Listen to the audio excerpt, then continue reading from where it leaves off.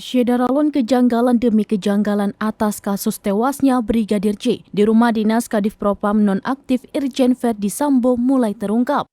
Baradae disebut-sebut sebagai pelaku penembakan terhadap Brigadir J hingga tewas. Polisi menetapkan Barada Eliezer alias Baradae sebagai tersangka.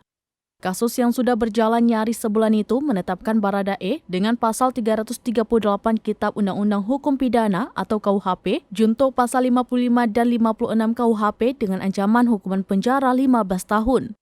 Jika membandingkan penjelasan awal polisi dengan temuan terbaru Lembaga Pelindungan Saksi dan Korban atau LPSK, maka akan muncul perbedaan mendasar mengenai sosok Baradae.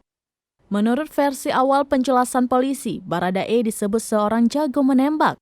Dalam buku tembak itu, menurut polisi, mengakibatkan Brigadir J tewas di lokasi kejadian. Sementara Baradae sama sekali tidak mengalami luka dalam insiden tersebut. Baradae bukanlah seorang penembak atau sniper. Dalam temuan LPSK belakangan ini, didapati keterangan jika Baradae baru menggunakan pistol jenis Glock pada November 2021 dari Divisi Propam Polri.